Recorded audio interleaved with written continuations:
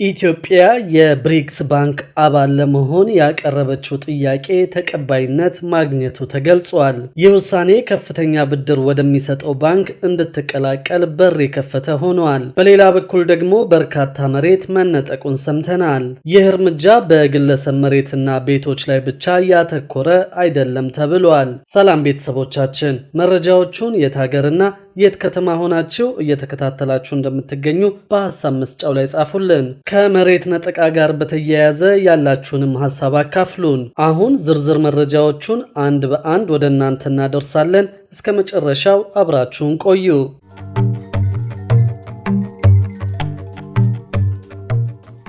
ኢትዮጵያ የኒው ዲቨሎፕመንት ባንክ አባል ለመሆን ያቀረበችው ጥያቄ ተቀባይነት ማግኘቱ ተገልጿል።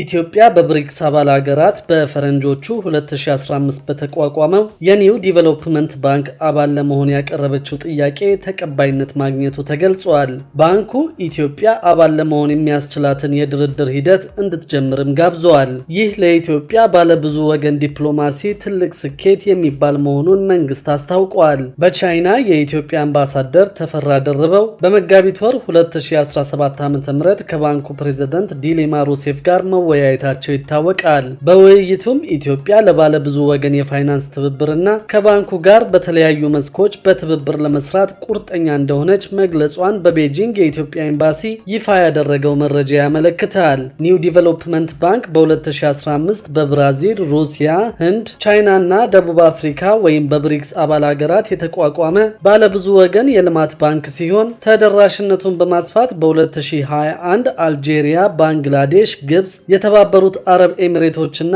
ኡሩጓይ ባንኩን በአባልነት ተቀላቅለዋል። ባንኩ ለመሰረተ ልማትና ለዘላቂ ልማት ፕሮጀክቶች በብሪክስና በሌሎችም ሀገራት ሀብቶችን የማሰባሰብ ኃላፊነት የተሰጠው ሲሆን በፈረንጆቹ 2024 መገባደጃ ላይ ለ120 የተለያዩ የልማት ፕሮጀክቶች በአጠቃላይ $39 ቢሊዮን ገደማ በጀት ማጽደቁ ታውቋል። ኒው ዲቨሎፕመንት ባንክ ዋና መስሪያ ቤቱን በሻንጋይ ቻይና ያደረገ ሲሆን በእያንዳንዱ መስራች አባል ሀገራት ውስጥ ቅርንጫፍ ቢሮዎች አሉት። በሌላ በኩል ደግሞ በርካታ መሬት መነጠቁን ሰምተናል። በአዲስ አበባና በአካባቢው ከጥቃቅንና አነስተኛ ወደ መካከለኛ ኢንዱስትሪዎች የተሸጋገሩ በመቶዎች የሚቆጠሩ ኢንተርፕራይዞች መሬት መወረሱን የአዲስ አበባ ባለሀብቶች ፎረም አስታውቋል። ፎረሙ ለኢንዱስትሪ ሚኒስቴር በጻፈው ደብዳቤ እንዳስታወቀው እነዚህን ፋብሪካዎች ለመጠበቅ መንግስት በአፋጣኝ ጣልቃ እንዲገባ ጠይቋል። ይህም ለሀገሪቱ ኢኮኖሚ የጀርባ አጥንት ወሳኝ መሆኑን ገልጿል። በተለያዩ አካባቢዎች የተከሰተው አለመረጋጋት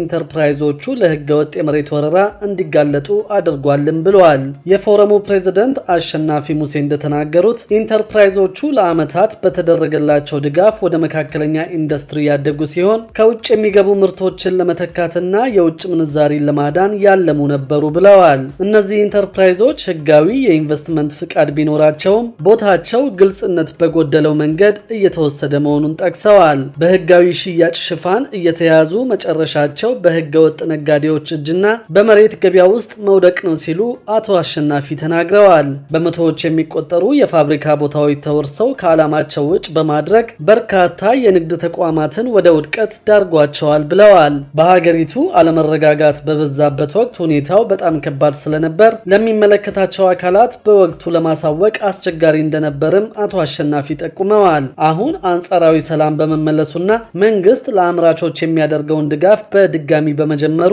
እነዚህ የተወረሱ ንብረቶች ወደ ባለቤቶቻቸው ለመመለስ በአስቸኳይ እርምጃ እንዲወሰድ ጠይቀዋል። ይህ ሁኔታ የሀገሪቱን የኢንዱስትሪ እድገት በእጅጉ ሊጎዳው ይችላል። እናም መንግስት ይህንን ዘርፍ ለመደገፍ አፋጣኝ እርምጃዎችን ካልወሰደ አደገኛ ሊሆን ይችላል ሲሉ አቶ አሸናፊ አስጠንቅቀዋል። የኢትዮጵያ ኢንተርፕራይዝ ልማት በበኩሉ በዘንድሮ የበጀት ዓመት 2752 አዳዲስ ኢንተርፕራይዞች መቋቋማቸውን ገልጾ ከዓመታዊ እቅዱ 76 በመቶውን ማሳካት መቻሉን አስታውቋል። በዘርፉ ከ151 ሺህ በላይ ለሚሆኑ ዜጎች የሥራ ዕድል የተፈጠረ ቢሆንም የነባር ፋብሪካዎች መውደቅ እነዚህን እድገቶች አደጋ ላይ ሊጥል እንደሚችል ፎረሙ አስጠንቅቋል። ሁኔታው በአዲስ አበባ ከተማ አስተዳደርና የመሬት ቢሮ ያለውን አሳሳቢ ሁኔታ አጉልቶ የሚያሳይ ሲሆን መደበኛ ያልሆነ የመሬት ድልድል፣ ግልጽነት የጎደለውና የፖለቲካ ጣልቃ ገብነት ለባለ ሀብቶችና ለቢዝነስ ባለቤቶች ከፍተኛ አደጋ መደቀኑ ተገልጿል። እነዚህ ተግዳሮቶች እስካልተፈቱ ድረስ የከተማዋ የኢንዱስትሪ እድገትና ፍትሃዊ የሆነ ልማት የማሳካት ህልም አደጋ ላይ ሊወድቅ እንደሚችል ባለሙያዎች አስጠንቅቀዋል። በሌላ በኩል ደግሞ በህገ ወጥ የማዕድን ቁፋሮና ዝውውር ውስጥ የክልሎችና የአካባቢው ባለስልጣናት እጅ እንዳለበት ተገልጿል። ህገ ወጥ የማዕድን ቁፋሮና ዝውውር ውስጥ የክልሎችና የአካባቢው ባለስልጣናት እጅ እንዳለበት የምክር ቤት አባላት ተናገሩ። የምክር ቤት አባሉ አቶ ብርሃኑ ጎበና ይህንን የተናገሩት የገቢዎች ሚኒስቴር የ9 ወር የስራ ክንውን ሪፖርቱን ለህዝብ እንደራሴዎች ምክር ቤት ባቀረበበት ወቅት ነው። የምክር ቤቱ ቋሚ ኮሚቴ አባላት ማዕድናቱ ወደሚገኙባቸው ክልሎችና አካባቢዎች ለመስክ ምልከታ በሄዱበት ወቅት በአካባቢው የተሰማሩ የጸጥታ ኃይሎች ህገወጥ የማዕድን ቁፋሮ ዝውውርና የማዕድን ሽያጭ በክልሉ እንዲሁም በአካባቢው ባለስልጣናት ጭምር እንደሚካሄድ እንደተነገራቸው ገልጸዋል። የምክር ቤቱ አባል አቶ ብርሃኑ ጎበና በጸጥታ ኃይሎች የሚያዙ ህገወጦች ከክልልና ከአካባቢው ባለስልጣናት ጋር የጥቅም ትስስርና የስጋ ዝምድና ያላቸው በመሆኑ ህገወጦች ሲያዙም በአመራሮች እንዲፈቱ ይደረጋሉ ሲሉ ተናግረዋል። ህገወጦቹ በአመራሮቹ ትዕዛዝ ከተፈቱ በኋላም ለህግ እንደማይቀርቡ የምክር ቤት አባሉ አክለዋል። ይህንንም የጸጥታ አካላት በምሬት ይናገራሉ ያሉት አቶ ብርሃኑ ይህንን ችግር ለመፍታት ምን እየተሰራ ነው ሲሉ ጠይቀዋል። የገቢዎች ሚኒስቴር በበኩሉ በዚህ ድርጊት ውስጥ ያሉ ባለስልጣናት ከድርጊታቸው እንዲታቀቡ አሳስበዋል። የገቢዎች ሚኒስቴር የ9 ወራት የስራ ክንውን ሪፖርትን ያቀረቡት ሚኒስትሯ ወይዘሮ አይናለም ንጉሴ በለውጡ ምክንያት የማዕድን መስክ በተለይ የውጭ ምንዛሪ ገቢን ከማስገኘት አኳያ ከፍተኛ መሻሻል ማሳየቱን ተናግረዋል። ይሁንና ማዕድን አሁንም በህገ ወጥ መንገድ ገበያ ላይ ይውላል፣ በተመሳሳይ ይመረታልም ያሉ ሲሆን በዚህ ሂደት ውስጥ ያሉ ባለስልጣናት ከዚህ ድርጊታቸው ተቆጥበው ለህዝብ አገልግሎት በሚውልበት መንገድ ላይ መስራት አለባቸው ሲሉ አሳስበዋል። ችግሩ እልባት እንዲያገኝ ጉዳዩ ከሚያገባቸው ተቋማት ጋር እየተሰራ መሆኑን የጠቀሱት ሚኒስትሯ ጉዳዩ የማህበረሰቡንም ድጋፍ የሚሻ መሆኑን አስታውቀዋል። በሌላ በኩል ደግሞ በቢልቦርድ ማስታወቂያ ገቢ ምክንያት የሁለት የአዲስ አበባ ከተማ ቢሮዎች ውዝግብ መፍጠራቸው ታውቋል። የከተማዋ የግንባታ ፈቃድና ቁጥጥር ባለስልጣንና የከተማዋ ገቢዎች ቢሮ የፈጠሩት ይህ ውዝግብ የቢልቦርድ ማስታወቂያ ባለቤቶችን ግራ ማጋባቱን ታውቋል። የግንባታ ፈቃድና ቁጥጥር ባለስልጣን እንደሚለው በከተማ ውስጥ ጊዜያቸው ካለፈባቸው የቢልቦርድ ማስታወቂያዎች የገቢዎች ቢሮ እየሰበሰበ ያለው ግብር አግባብ አይደለም።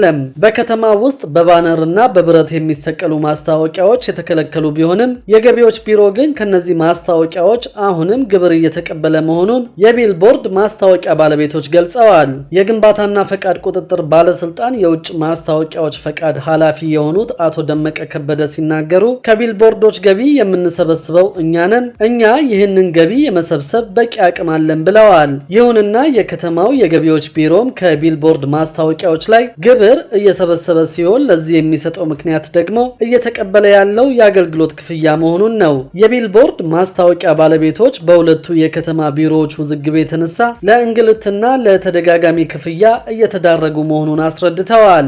ለቢልቦርድ ማስታወቂያ ፈቃድ ለማውጣት 800 ብር የነበረው አሁን 5000 ብር መግባቱንና ለዲጂታል ማስታወቂያ ፈቃድ ደግሞ ከ5000 ብር ወደ 15000 ብር መጨመሩን የሚናገሩት ድርጅቶቹ ይህም በዘርፉ ላይ ከፍተኛ ጫና ማሳደሩን አስታውቀዋል። በከተማ ውስጥ እየተከናወነ ያለው የኮሪደር ልማት ፕሮጀክት ከፍተኛ ኪሳራ እያደረሰባቸው እንደሚገኝም ገልጸዋል። 251 ማርኬቲንግ የተባለው የማስታወቂያ ድርጅት እንደገለጸው በከተማ ውስጥ ለሚሰቅላቸው ቢልቦርዶች የ1.2 ሚሊዮን ብር ቅድመ ክፍያ ፈጽሞ የነበረ ቢሆንም በኮሪደር ልማቱ የተነሳ 14 ያህል ቢልቦርዶቹ የፈረሱበት ሲሆን ለዚህም ምንም አይነት ካሳ እንዳልተሰጠው አስታውቀዋል። የከፈለውን ገንዘብ የሚመልስለት አካል ማጣቱንም ነው የማስታወቂያ ድርጅቱ የገለጸው። ክቡራትና ክቡራን የአዲስ ቢዝነስ የዩቲዩብ ቻናል ተከታታዮቻችን ይህንን ቻናል ሰብስክራይብ ሳታደርጉ የምትከታተሉን ከሆነ ቢዝነስና ሌሎች ተያያዥ ጉዳዮችን በተመለከተ አዳዲስ መረጃ ለማግኘት የዩቲዩብ ቻናሉን ሰብስክራይብ በማድረግ ቤተሰብ እንድትሆኑም በትህትና እንጠይቃለን።